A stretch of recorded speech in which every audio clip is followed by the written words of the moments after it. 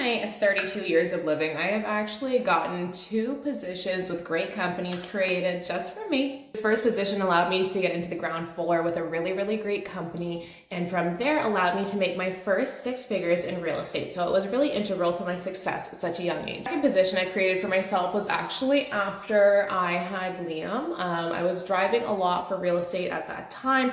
I was driving literally all over the city, and I would leave the house for like 3 hours for a 15-minute appointment, and I was like, I can't do this shit. Once I have a baby, I need to have something that's like closer to home. But all of the real estate brokerages and teams that were closer to my house were like, I don't know, just like that old style where they go door knocking and cold calling, and I'm like, that's not my shit. I didn't want to work on a team with a company that like approached people in a way that I would not want to be approached. Like, I don't want you coming to my house. I don't want you coming to my door. I don't want you fucking calling me, cold calling me on my cell phone. Like, no, don't do that. The second position, I actually pitched this top team in another city and showed them how I would be able to build out their business in my area, and I'd be able to bring in a whole new revenue stream for them. So it was kind of a win-win. Now, how was I able to create positions for myself that I would get paid more money and work in areas that I actually wanted to be in?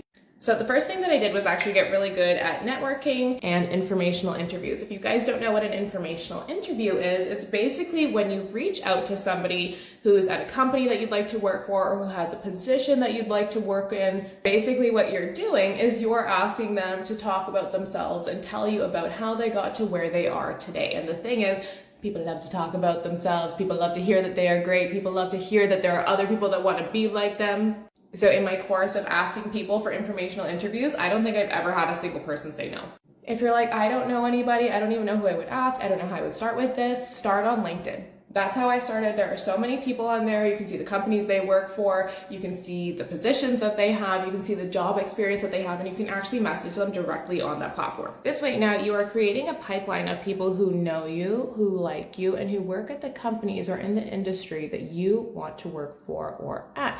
So it's giving you an in, and it's giving you an edge over the thousands of other applicants who may apply for the job that you want. So essentially step 1 is putting yourself out there and getting to know other people. From there, if you are pitching yourself to create a new position or to create a new job or something like that at a company that doesn't currently have the position that you're looking for, you always want to be going into it from the lens of what's in it for them. And this is the biggest mistake that I see people make when they go in and ask for a raise. They make it about them. The thing is, and I know the company should care about you, the company's not caring about you though. The company is not thinking about you. They're thinking about them and what's in their best interest. People will go and they walk into their boss's office and they're like, hey, my student loans are expensive and my housing is expensive and I need to make more money. And now, should your boss care? Yes, on like a human personal level, 100%. But do they from a business perspective? Maybe not. So you need to go in there when you're asking for that raise or you're asking for that position, and you need to make it what's about them.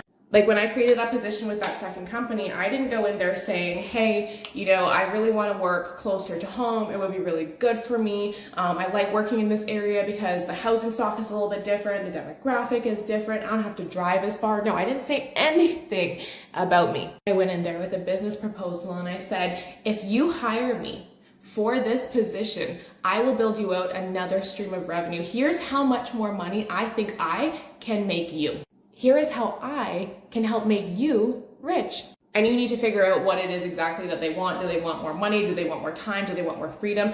Figure out what it is that they want, that boss wants, that company owner wants, and show them how you can give it to them. And in negotiation, the person who has the most information wins. So it is not enough for you to just say, hey, I'm going to make you all this money, or hey, I'm going to save you all this time. You need to show them exactly how you are going to do that with the data to back it up. Bake it up. Bag it up. Anyways, it is Mother's Day, and now I have talked for 6 minutes, so I am going to go. What am I doing? These get ready with me are so hard because I literally can't talk and do my makeup at the same time, but I'm trying, guys. Anyways, I'm gonna go downstairs and spend the day getting pampered by my boys. Love you all.